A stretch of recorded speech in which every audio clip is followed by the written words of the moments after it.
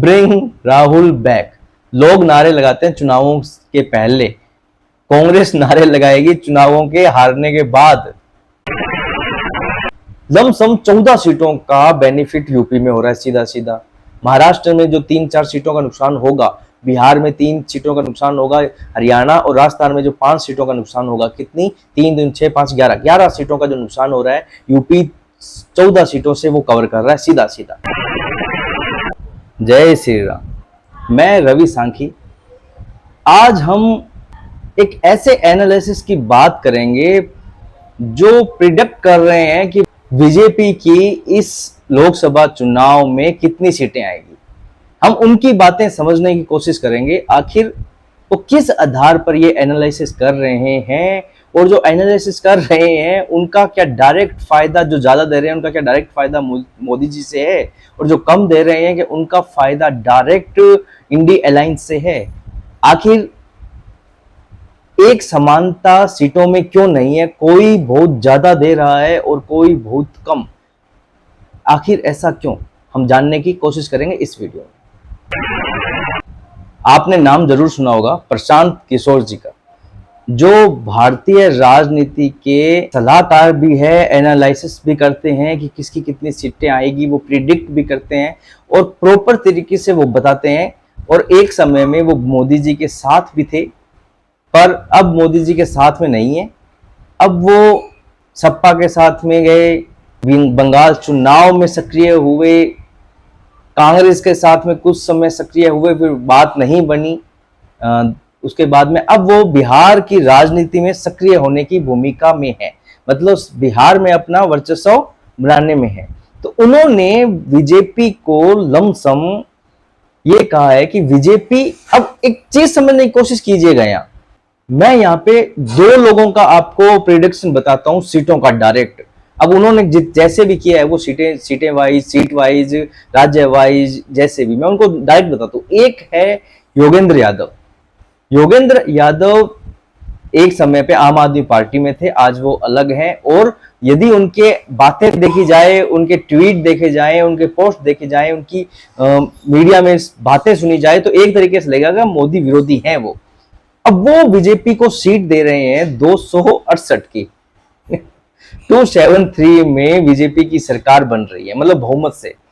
कहीं 300-400 से सरकार नहीं बन रही है, बहुमत 273 पे मिल रहा है बीजेपी को।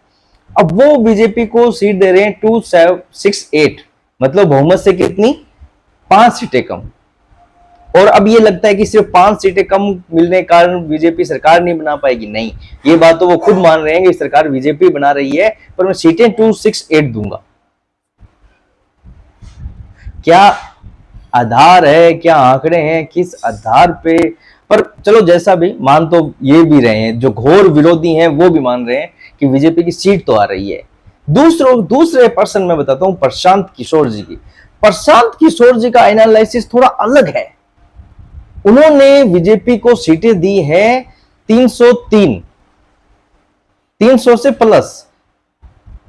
तो उनका कहना है 370 तो नहीं आएगी। कार्यकर्ता है, उनको मोटिवेट करने का तरीका है, 370 तो भूल जाइए। पर हाँ, बीजेपी पिछली बार से थोड़ा अच्छा कर रही है। पिछली बार बहुमत मिला था, अब की बार थोड़ा अच्छा कर रही है, मतलब बहुमत से तो पार, काफी आगे। पिछली बार भी 2/3 बहुमत था, अब की बार उससे भी ज्यादा, थोड़ा सा आगे, मतलब उससे भी आगे। पर उनसे पूछा जाए सीटें कितने मिलेगी, 300 के तो पार है, पर थोड़ा लॉस हो रहा है। मैं इतना जरूर कहता हूं कि थोड़ा बेनिफिट होगा, थोड़ा लॉस होगा। सीटें कितनी आएगी, 300 पार। तो किस चीज का एनालिसिस सही है? आप एक तरफ में मोदी विरोधी की बातें कर रहे हो और दूसरे पक्ष में आप मोदी जी को 300 प्लस सीटें दिलवा रहे हो। सरकार बन गई साहब। मैंने अपने वीडियो में पिछली बार कहा था, कई बार कह चुका हूं, यदि मान लीजिए ये 400 मोदी जी का नारा है, 399 पे ये रुक जाते हैं, मोदी जी रुक जाते हैं, मान लो 400 पूरी नहीं हो पाती है, तो ये 5 साल ये बोल बोल के खुश रहेंगे कि हमने 400 पूरी नहीं होने दी, इसमें इंडी अलायंस का बहुत बड़ा हाथ है, हम जीत गए, ये हमारी जीत है। चलो इनको हम साइड में करके आज एक एनालिसिस करते हैं। हर चरण में एनालाइज किया है कितनी सीटें आ रही है, कितनी बीजेपी पा रही है, कितना लॉस हो रहा है। आज का जो एनालाइसिस है वो हम एक अलग तरीके से करेंगे। आज हम ये नहीं समझेंगे कि किस स्टेट में कितनी सीटें आई, आज हम एक जो धरातल से थोड़ा ऊपर जो हवा होता है उसकी बात करेंगे। ये समझने की कोशिश करेंगे आखिर यदि बीजेपी को जो लॉस हो रहा है वो कहां, जो बेनिफिट हो रहा है वो कहां, और कैसे सीटें बीजेपी की बढ़ सकती है। क्योंकि ये बात कही जाती है मीडिया द्वारा, विपक्ष द्वारा, कि लास्ट 2019 में जो बीजेपी को मिली वो पीक थी, उस समय बीजेपी पीक पर थी, इससे ज्यादा कितनी ले लोगे। मतलब 25 से 25 राजस्थान में मिली, गुजरात में बराबर मिली, दिल्ली में, हरियाणा में, सब जगह लमसम बराबर सीटें मिली, जितनी है उतनी की उतनी। तो इससे ज्यादा आप कहां ले लोगे। अब आपके पास में जैसे राजस्थान में लॉस हो रहा है, कुछ सीटों का बिहार में लॉस हो रहा है, महाराष्ट्र में लॉस हो रहा है, हरियाणा में लॉस हो रहा है, तो बढ़ कहां रही है आपकी सीटें, बल्कि कम होगी।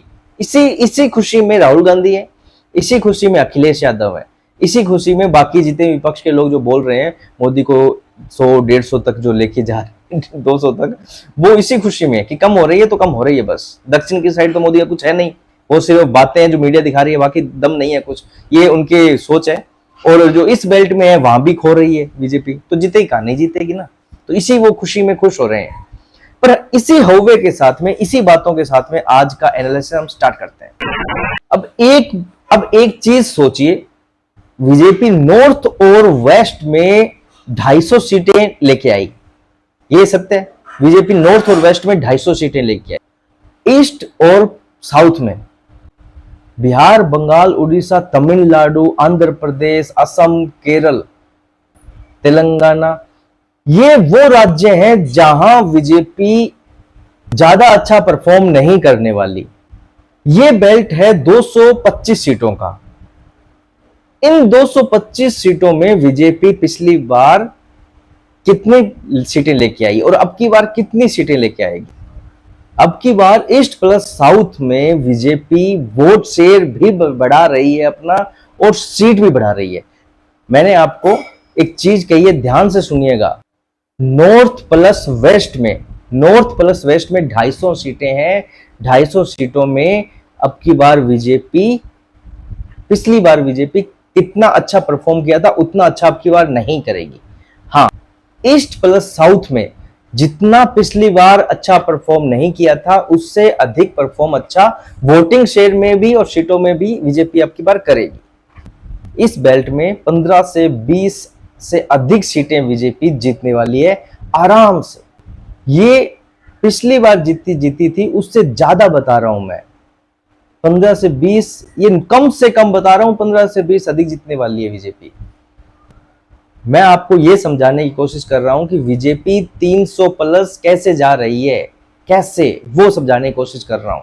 जहां जो लोग कह रहे हैं ना बीजेपी को लॉस हो रहा है, तो ये समझाने की कोशिश कर रहा हूं कि वो लॉस किसे कह रहे हैं और कैसे बीजेपी 300 प्लस, मतलब 300 प्लस अधिक कितनी जा रही है, वो बताने की कोशिश कर रहा हूं।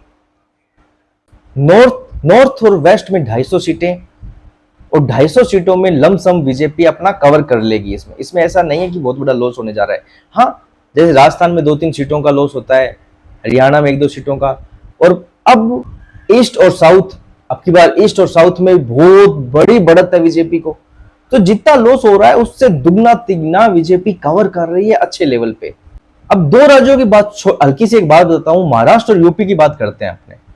महाराष्ट्र में बीजेपी को 23 सीटें मिली, बीजेपी की बात कर रहा हूं सिर्फ। महाराष्ट्र में बीजेपी को 23 सीटें मिली और यूपी में 62 सीटें मिली। 2019 में महाराष्ट्र और यूपी में टोटल 25 सीटों का नुकसान हुआ, टोटल 25 सीटों का नुकसान हुआ।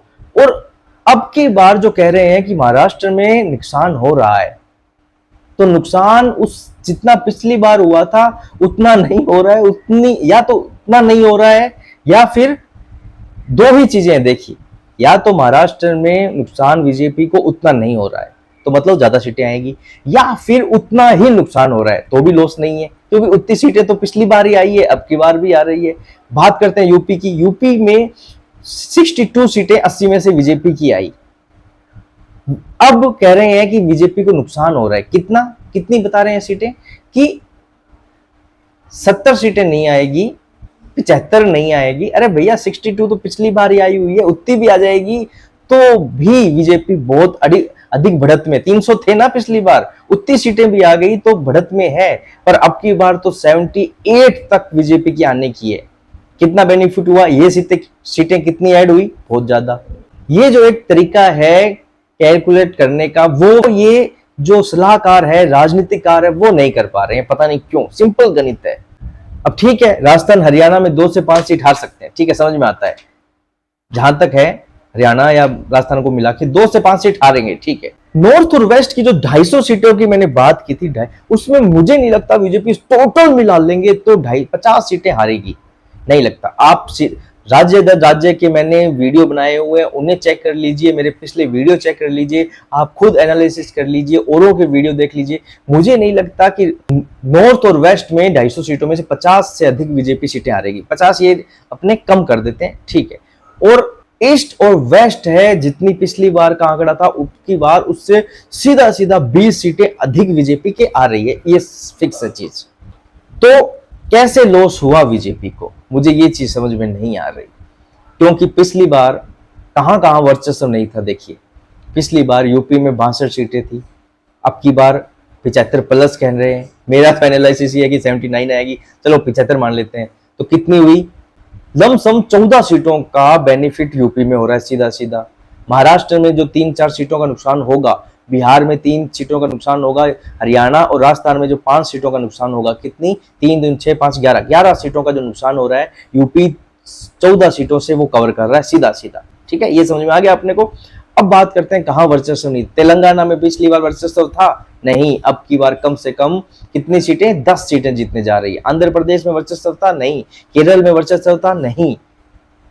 तमिलनाडु में वर्चस्व था, नहीं। अब की बार यहां अच्छी सीटें कवर करने जा रही है बीजेपी। ये एड ऑन है, ये आपको 350 प्लस लेके जा रहा है बीजेपी को, और ये नींद हराम कर रहा है उन राजनीतिक एनालिसिस वालों की जो बीजेपी को बेचारे 200 दे पा रहे हैं। जैसे योगेंद्र जी ने कोशिश की पर 268 देनी पड़ी उन्हें, क्या करेंगे, देनी पड़ी उन्हें। एक्चुअल में 350 प्लस बीजेपी हंसते हंसते लेके आ रही है। अब एक चीज है ना, समझने की कोशिश कीजिए कि सरकार कब हारती है, सरकारें जो होती है वो कब हारती है। इनके 2 पॉइंट आपको समझाने की कोशिश करूंगा। पहला है जब जनता के बीच में गुस्सा होता है, जनता के बीच में जब गुस्सा होता है कि ये सरकार को हमें गिराना है, दूसरी लेके आनी है। क्यों, क्योंकि उसके ऊपर या तो बहुत ही संगीन इल्जाम होते हैं या जनता उनसे तंग आ चुकी होती है, तब जनता जरूर सरकार को गिराना चाहती है। पर मोदी जी के केस में ऐसा नहीं है, ना तो जनता का मोदी जी के लिए गुस्सा है, ना जनता चाहती है कि इनसे कोई अच्छा हम लेके आए, क्योंकि मोदी जी से अच्छा अभी तो कोई ऑप्शन नहीं है।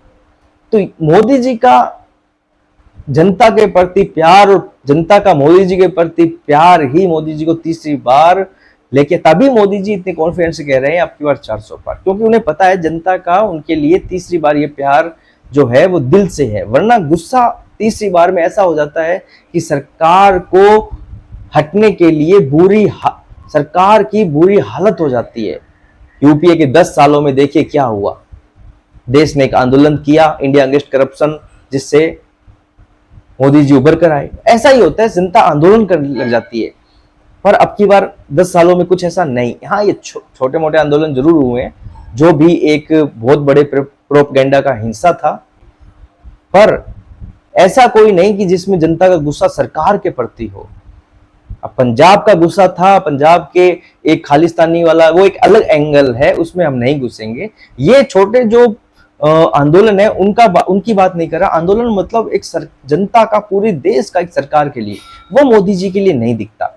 दूसरा एक पॉइंट इसमें यह है कि जब आपको एक नया आदमी दिखता है, नया आदमी का मतलब एक नई उम्मीद दिखती है कि भाई अब हम इसकी तरफ जाएंगे, अब हम इनकी तरफ जाएंगे, तो हमें इस सरकार को की जगह ये सरकार चाहिए। ऐसा भी नहीं है कि मोदी जी के खिलाफ ना तो कोई बड़ा स्ट्रॉन्ग पर्सन है, ना इनके पास में आगे भी रहेगा शायद, क्योंकि इसलिए मोदी जी का विपक्ष के पास में कोई तोड़ नहीं है और कोई नया ऐसा कोई उम्मीद नहीं है नई कि जो जिससे जनता कह सके कि हाँ मोदी जी से जो बेहतर करेगा वो ये है, नहीं, ऐसा नहीं है।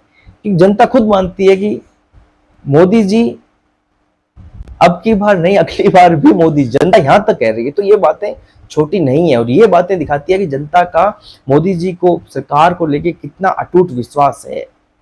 अब एक बड़ा पर्सन उठ के ये आता है कि मोदी जी से 2024 4 जून को मान लीजिए मोदी जी अच्छी बहुमत के साथ में सरकार बना लेते हैं, तो उसके बाद में क्या? अब आगे हम मोदी जी और बीजेपी से क्या उम्मीद करें, जो बहुत वो बड़ा कुछ करने वाले हैं। जो पिछले दिनों मतलब मोदी जी और बीजेपी ये कहती है कि हम कुछ बहुत बड़ा करने वाले हैं, पर वो ऐसा क्या बड़ा करने वाले हैं, वो कौन से पॉइंट है, अब ये जानेंगे हम थोड़ा सा डिटेल में जानने की कोशिश करेंगे इस पॉइंट को, क्योंकि ये पॉइंट भारत की एक तरीके से आने वाले समय की रीढ़ की हड्डी है। तो थोड़ा सा ब्रीफ करेंगे इस चीज को अच्छे तरीके से। आपको एक चीज पता है कि स्टेट के पास में 3 ही तरीके होते हैं इनकम सोर्स के। स्टेट उन्हीं के द्वारा ही इनकम कमाती है। पहला है पेट्रोलियम, दूसरा है लिकर, तीसरा है लैंड, जमीन। ये 3 ही साधन है जिनसे स्टेट अपना बेनिफिट करती है। सबसे पहला काम जो मोदी जी करने वाले हैं, मोदी जी के आते ही सबसे पहला ये काम होने वाला है, पेट्रोल को मोदी जी जीएसटी में ऐड कर देंगे। जैसे ही पेट्रोल जीएसटी में ऐड होगा, जनता को भारी बेनिफिट मिलने वाला है। और दूसरा, इसका एक सेकंड फेस देखा जाए राजनीति के रूप में, तो ये इनकम स्टेट की कम हो गई। क्यों? क्योंकि जीएसटी में ऐड करने का मतलब है कि ये जो इनकम अब डिस्ट्रीब्यूट करेगा वो केंद्र करेगा स्टेट को। वरना क्या होता है, जब तक अभी पेट्रोल जीएसटी में ऐड नहीं है, तो इससे क्या हो रहा है कि एक फिक्स अमाउंट बटा हुआ है कि इतना अमाउंट केंद्र, इतना अमाउंट स्टेट। जैसे ही जीएसटी में ऐड हो गया पेट्रोल, तो उसके बाद में केंद्र डिसाइड करेगा कि कितना रुपया स्टेट को देना है। और वो किसी भी कारण, यदि कुछ कोई भी पॉलिसी के तहत जैसे भी, वो अमाउंट वो स्टेट होल्ड भी कर सकता है। तो राजनीति का देखा जाए तो एक तरीके से एक बड़ी इनकम स्टेट की ये कम हो रही है, जिसका प्रभाव बीजेपी की सरकारों को तो अच्छा मिलेगा। पहला काम तो मैंने बता दिया कि मोदी जी ये करने वाले हैं। मैंने आपको दोनों तरीके से बेनिफिट बता दिया कि जनता को भी लाभ होने वाला है और इस चीज का केंद्र को भी लाभ होने वाला है। लॉस होगा स्टेट सरकार, यदि वो सरकार बीजेपी की नहीं है तो। दूसरा काम सबसे बड़ा करने वाले हैं एफआरबीएम का। एफआरबीएम जो नॉर्म्स है, वो नॉर्म्स है कि बजट के तहत ही एफआरबीएम नॉर्म्स, यदि हम सिंपल शब्दों में समझें, टेक्निकल लैंग्वेज में नहीं जाते हैं, तो इसका मतलब है कि एक स्टेट को जितना बजट दिया जाता है और जितना वो काम कर लेता है, उसके तहत ही एक बजट निर्माण करना। मतलब बजट टाइट करना, एक कंट्रोल करना। जैसे तेलंगाना का जो बजट है वो केंद्र सरकार ने उसको कंट्रोल कर लिया, टाइट कर लिया। मतलब एक फिजूल खर्ची ना हो पाए, जनता के लिए अच्छी चीज है।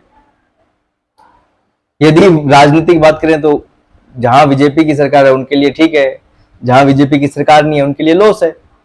तीसरा यूसीसी, चौथा सीएए, इन पे भी बीजेपी जल्दी से जल्दी काम करने वाली। यूसीसी, सीएए बीजेपी जल्दी से जल्दी काम करेगी। जो पांचवा है सबसे बीजेपी के लिए जो सबसे इंपॉर्टेंट है, यूसीसी, सीएए, ये इंपॉर्टेंट है ये भी। पांचवा है एंटी करप्शन।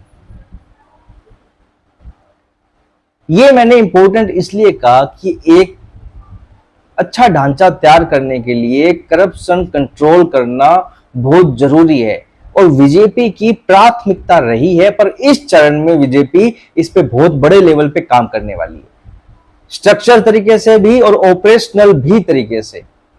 बीजेपी इसमें एक अलग, सबसे अलग ये करने वाली है कि एक अलग कोड तैयार करने वाली है, स्पेशल कोड तैयार करने वाली है, जो 1 साल के अंदर अंदर डिसीजन जिन्हें देना होगा, या तो इसे फ्री करिए या सजा दीजिए, 1 साल के अंदर अंदर। ये बीजेपी बहुत जल्दी करने वाली है, मोदी जी बहुत जल्दी करने वाले हैं। विश्वास कीजिए, मोदी जी ने तैयारी शुरू कर दी है, रोड मैप इन चीजों का तैयार कर लिया है मोदी जी ने।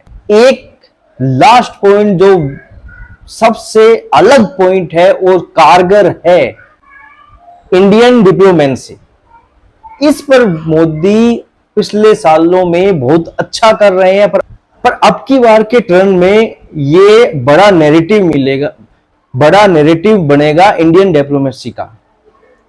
कनाडा पे जो हमारा रुख है वो एक बड़ा पॉइंट वापस अब की बार के चरण में बनने जा रहा है। अब एक बात आती है कि इतना यदि सब कुछ हो रहा है, इतना सब कुछ हो रहा है प्रभावी तरीके से, तो आखिर में विपक्ष का क्या होगा? विपक्ष का 2024 में चुनावों के बाद, रिजल्ट आने के बाद में क्या होगा? कहां पर होगा विपक्ष? देखो एक सिंपल शब्दों, देखो मोदी जी का विजन है कांग्रेस को खत्म करना, कांग्रेस मुक्त भारत करना। गांधी जी ने जैसे कहा था वो एक ठीक है, जैसा भी वो बात बुनाई जाती है, पर कमजोर जरूर किया जा सकता है विपक्ष को, खत्म नहीं। क्योंकि जब भी कोई सरकार जीतती है तो लमसम वो 25, 30, 35%, 40% के वोट से जीतती है, इससे ज्यादा नहीं मान लीजिए। तो 60% लोग व्यवस्था होती है उससे नाखुश होते हैं। समाज में देख लीजिए एक, या देश में जनता में देख लीजिए, जो भी व्यवस्था होती है 60% लोग उससे नाखुश होते हैं। तो वो नाखुश लोग किसे सपोर्ट करेंगे? विपक्ष को। विपक्ष कमजोर जरूर हो सकता है पर लुप्त नहीं। इस पूरे क्वेश्चन का इन सब सिंपल शब्दों में ये जवाब मैंने दे दिया है। थोड़ा सा आपको एक डिटेल में लेके जाना चाहूंगा, क्योंकि सबके दिमाग में ये है कि मोदी जी थर्ड टर्म में बहुत बड़े बनकर उभरने वाले हैं। ठीक है, ये बात सत्य है, क्योंकि जो आदमी तीसरे टर्म में 300 पार लेके आएगा, मोदी जी का नारा 400 पार है, हम मान के चलते हैं, मान लो 300 पार, 300 मान लो, 350 मान लो, 400 मान लो, ये शक्ति मोदी जी की कंटिन्यू बढ़ी रही है। 300 में भी घट नहीं रही, 300 में बढ़ रही है, क्योंकि बहुमत के आगे निकल गए काफी। 273 पे बहुमत है, 300 बहुत आगे, 350 और आगे, 400 तो और आगे। जितनी भी सीटें आ रही है ये मोदी जी की शक्ति बढ़ा रही है। जैसे विपक्ष खत्म नहीं, कमजोर, जैसे मैंने बताया। आपको एक चीज अब बताने की कोशिश करता हूं, समझिएगा उस चीज को, बहुत अच्छी बात है, काम आएगी, समझिएगा उस चीज को। 2014 में मोदी जी जीते, 5 साल उनकी सरकार रही, जितनी भी उन्हें सीटें मिली, जितनी भी उस समय मोदी जी की ताकत थी, पूरे 5 साल में सिर्फ एक आंदोलन हुआ। पब्लिक प्रोटेस्ट की बात कर रहा हूं मैं, एक आंदोलन। यह आंदोलन था लैंड एक्विजिशन बिल पे, जिसमें सरकार ने 4 बार अध्यादेश रिन्यू किया, पर अंतिम में सरकार को झुकना पड़ा इस बिल पे। 5 साल में सिर्फ एक पब्लिक प्रोटेस्ट, सिर्फ एक। 2019 में बीजेपी को, मोदी जी को और ज्यादा सीटें मिली, मोदी जी की शक्ति और बढ़ी। ठीक है, अब क्या हुआ? इन 5 सालों में 3 प्रोटेस्ट हुए। 2014 में, 19 में, इन 5 सालों में एक, 2019 से 2024 के सेकंड टर्म में मोदी जी के 3 प्रोटेस्ट, बड़े बड़े 3 प्रोटेस्ट हुए, और तीनों में सरकार झुकी। पहला था फार्मर प्रोटेस्ट, जो लो कानून था, जो 3 लो कानून थे, सरकार ने वापस लिए। वो CAA NRC सरकार ने 4 साल के लिए होल्ड कर दिया, अब उसे एक्टिव किया है। तो सरकार झुकी इसमें भी, प्रोटेस्ट में। तीसरा SC ST का, जिसपे सरकार को उसमें भी झुकना पड़ा। ये 3 प्रोटेस्ट हुए थे। अब 2024 में बीजेपी की, मोदी जी की ताकत और बढ़ रही है, तो अब की बार प्रोटेस्ट और होंगे।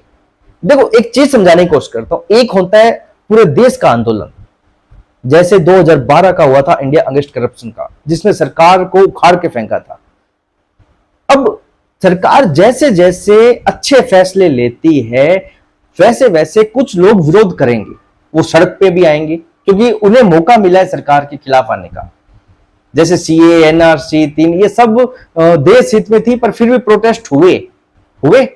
2014 में कम डिसीजन लिए गए, क्योंकि सरकार उस समय आई थी, तो एक प्रोटेस्ट हुआ। 2019 में काफी डिसीजन लिए गए, उस समय 3 बड़े प्रोटेस्ट हुए। ऐसा नहीं है सरकार झुकी, पर सरकार को भी झुकना इसलिए पड़ा, क्योंकि 3 कानूनों के खिलाफ झुकना इसलिए पड़ा कि वो देश, मोदी जी ने लास्ट में माफी मांगी थी, या मैं मेरे किसान भाइयों को समझा नहीं सका हूं, या उन्होंने समझा नहीं है। तो जैसा भी है, मैं उन्हें तंग नहीं करूंगा, जैसा भी उन्होंने कहा। पर वो एक दिन बहुत ही, मतलब मोदी जी के लिए उस दिन इज्जत बहुत ज्यादा बढ़ गई, क्योंकि गलत ना होते हुए भी माफी मांगना, बहुत बड़ी बात थी। बाकी जो थे, जैसे ये सीएए का कानून, एनआरसी, ये मोदी जी ने उस समय होल्ड कर दिया, ठीक है। अब 2024 में मोदी जी की ताकत और बढ़ रही है, तो अब क्या होगा, अब प्रोटेस्ट और होंगे। क्यों? जैसे जैसे मोदी जी की ताकत बढ़ रही है, मोदी जी फैसले लेने में डरेंगे नहीं। वो पहले भी नहीं डरते हैं, पर अब की बार उन्हें सोचने की भी जरूरत नहीं है, क्योंकि जनता का समर्थन तीसरी बार का मतलब फुल सपोर्ट भैया। तो अब की बार मोदी जी संकोच नहीं करेंगे, धड़ाधड़ फैसले लेंगे, तो उनके कारण कुछ लोगों को बेनिफिट मिलेगा। बेनिफिट ये कि सरकार के खिलाफ बोलने का मौका मिलेगा, तो वो करेंगे। पर वो देश का आंदोलन नहीं होता है, एक छोटे से कुछ लोगों का, एक संगठन का समझ लीजिए आंदोलन होता है। पर इसको नेगेटिव और पॉजिटिव दोनों ही शब्दों में हम समझ सकते हैं। अब एक चीज ये जानने की कोशिश करते हैं, जो मोदी जी का विरोध कर रहे हैं वो आखिर किस पॉइंट पे कर रहे हैं, क्यों कर रहे हैं, उनके पास में उस विरोध का कारण क्या है। तो एक हिंसा विरोध करने का कारण ये है, वो कहते हैं कि मोदी जी हिंदू मुसलमान करते हैं, बस यहां उनके आगे फुल स्टॉप लग गया। वो ये कहते हैं। एक भाग है, वो कहते हैं कि मोदी जी, ये वही भाग है, सबको एक ही, मतलब एक दो लोग ऐड हो जाएंगे, बाकी ये संगठन एक ही है। वही कहेगा कि मोदी जी हिंदू मुसलमान करते हैं, वही कहेगा कि मोदी जी गरीबों की चिंता नहीं करते हैं, वही कहेगा कि जो गरीब है वो गरीब होता जा रहा है, जो अमीर है वो अमीर होता जा रहा है, वही कहेगा कि जो ग्रामीण परिवेश है, वो जो चकाचौंध वाली दुनिया है उसमें नहीं जा पा रहा है। मतलब वही बात घूम फिर के, जो गरीब है वो गरीब ही रह रहा है। वही वर्ग कहेगा कि बेरोजगारी बहुत है, वही वर्ग कहेगा कि रोजगार नहीं है। हाँ, इस वर्ग में थोड़ा सा मान लो कुछ एड ऑन कर देते हैं, बाकी ये एक ही संगठन है जो यही मुद्दे लेके मोदी जी का विरोध कर रहे हैं। अब ऐसा नहीं है कि ये चीजें मोदी जी को पता नहीं है, पर क्या होता है कि जब देश इतना बड़ा हो, जनसंख्या इतनी बड़ी हो, तो चीजें समय अनुसार ही होती है। ऐसा नहीं कि रातों रात आपको चांद पे पहुंचा दिया जाएगा। अब यदि हम एक तराजू की तरह तोलना चाहें मोदी जी के गुण और अवगुण, तो थोड़ा सा नहीं, आंख बंद करके आंख खोल के जैसे भी देखिए कि किसका पलड़ा भारी है गुण और अवगुण में से। गुण में वो चीज आ गई जो मोदी जी कर रहे हैं और करेंगे। अवगुण में जो ये जैसे बेरोजगारी का मामला या गरीबी वाला मामला, ये इस टाइप के कौन से ज्यादा है? गुण वाले बहुत ज्यादा बड़े लेवल पे हैं। गुण वाले तराजू का पलड़ा बहुत भारी है।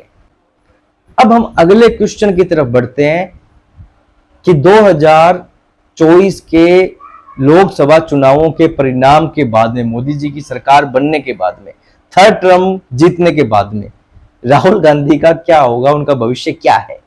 देखिए इसमें मैं आपको एक अलग एंगल बताता हूं। जो राहुल जी के सलाहकार हैं वो पता क्या कहते हैं, वो क्या कह रहे हैं अभी, और देखना ये रिजल्ट के बाद में बहुत ज्यादा बढ़ने वाली है चीजें।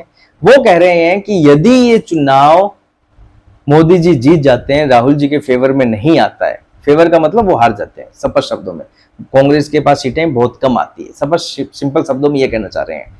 यदि कांग्रेस हार जाती है तो ये राहुल जी के लिए एक अच्छा संदेश होने वाला है। क्यों? इससे यह साबित हो जाएगा कांग्रेस राहुल जी की अध्यक्षता के बिना कुछ नहीं है, क्योंकि हमने राहुल जी की अध्यक्षता में हिंदी बेल्ट में 3 राज्य जीते हैं।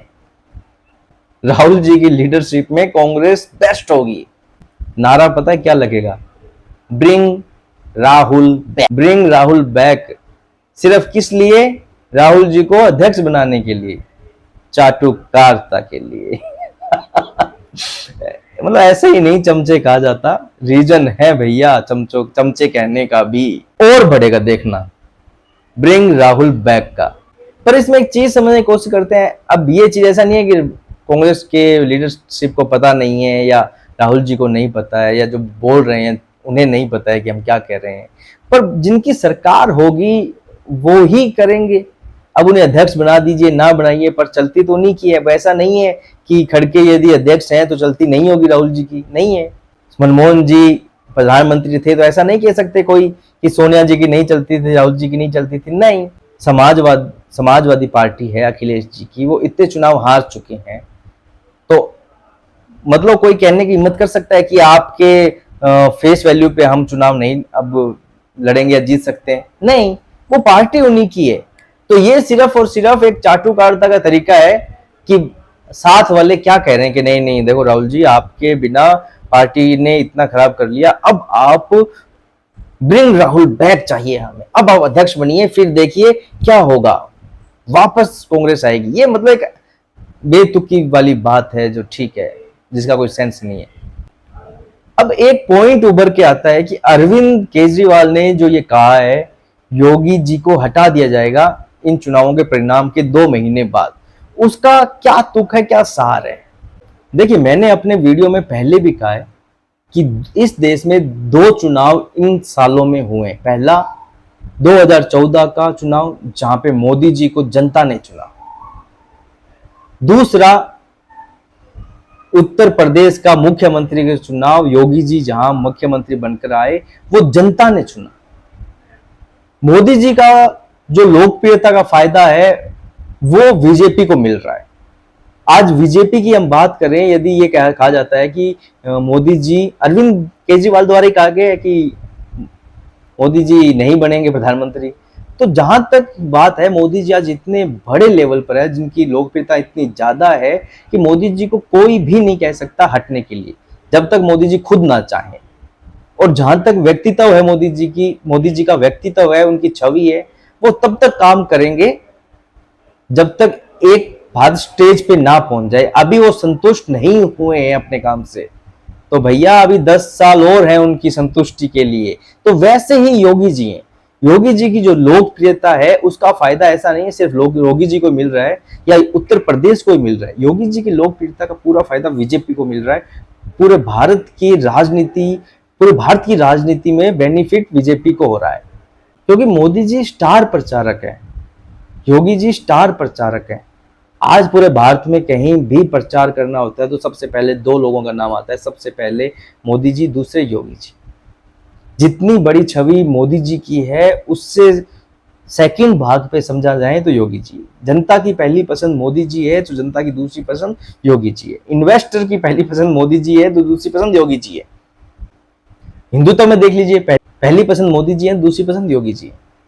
तो ऐसा नहीं हो सकता कि योगी जी को हटा दिया जाए, क्योंकि यदि मान लीजिए हटा दिया तो हटाते ही यूपी में जो वर्चस्व है बीजेपी का वो खत्म हो जाएगा। यदि आज मोदी जी को हटा दिया जाए तो बीजेपी का कुछ रहेगा नहीं, बीजेपी का वर्चस्व खत्म।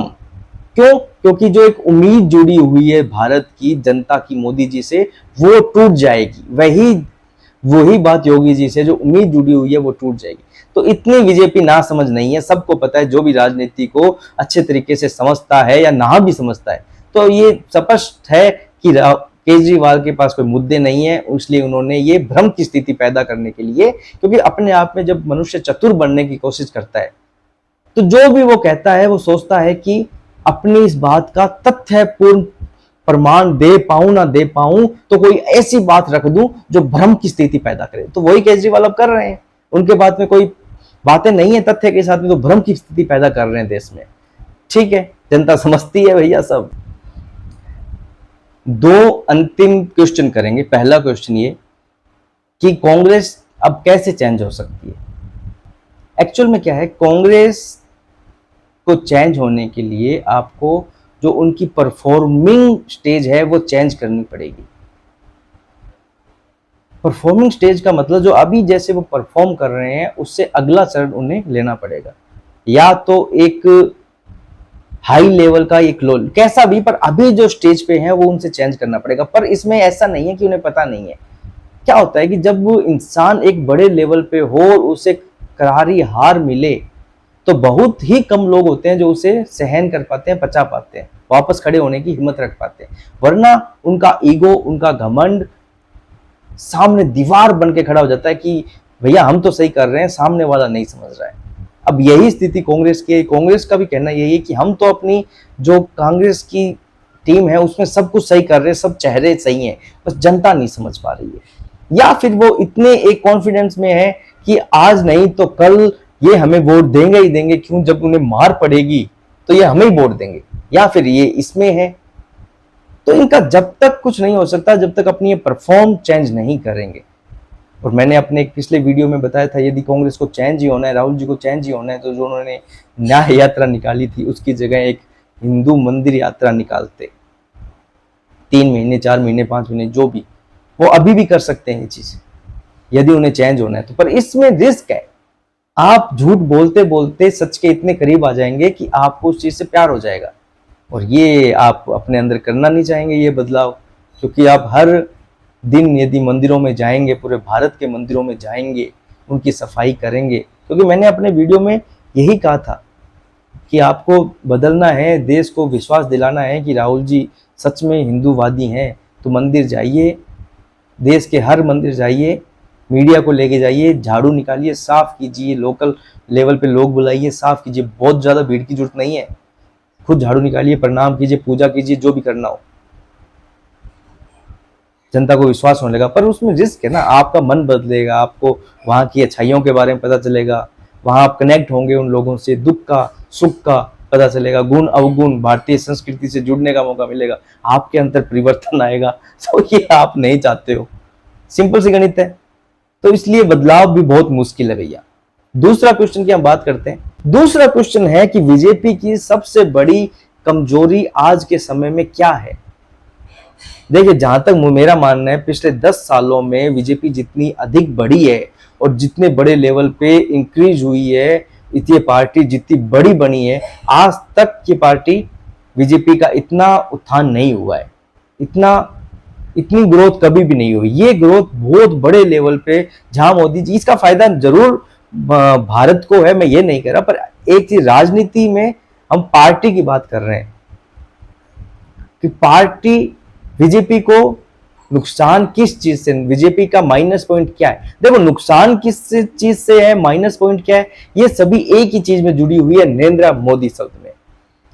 बीजेपी के लिए ताकत भी नरेंद्र मोदी है, बीजेपी के लिए नुकसान भी नरेंद्र मोदी है, और बीजेपी का माइनस पॉइंट भी नरेंद्र मोदी है। क्योंकि जब तक नरेंद्र मोदी हैं इस बीजेपी में, वो नो डाउट बीजेपी में रहेंगे, पर मैं फ्यूचर की बात कर रहा हूं, जब तक नरेंद्र मोदी है, बीजेपी को डिपेंड होना पड़ेगा, और हो चुकी है, बीजेपी डिपेंड हो चुकी है मोदी जी पे। क्योंकि अब बीजेपी के बहुत बड़े चेहरे हैं मोदी जी, या कमल का फूल या नरेंद्र मोदी, बस, इसके अलावा कोई भी नहीं है। आपने ये चीज सुनी होगी कि लोकल जब उम्मीदवार खड़ा होता है तो जनता उससे जरूर गालियां देती है, पर उससे वोट भी देती है। गालियां उससे ही देती है और वोट भी उससे देती है, सिर्फ इसलिए कि हम मोदी जी के कारण आपको वोट दे रहे हैं। तो ये एक तरीके से बीजेपी का नुकसान भी है। पर हाँ, ये आज नहीं है, आने वाले समय में है, पर तब तक कुछ का कुछ भी हो सकता है भैया, कोई पता नहीं है।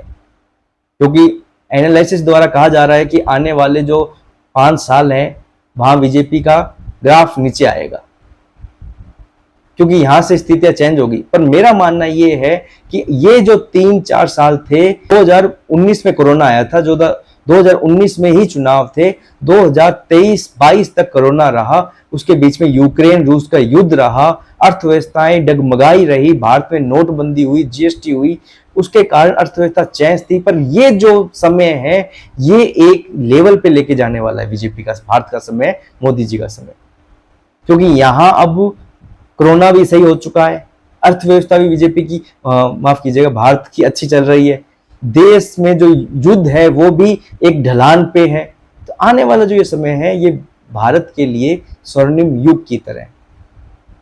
तो आज हमने कुछ क्वेश्चन के आंसर्स जाने, ये जानने की कोशिश की कि कैसे लोग ये कह रहे हैं कि बीजेपी को 200 सीटें मिलेगी या 300 पार मिलेगी, ये किस आधार पे कह रहे हैं।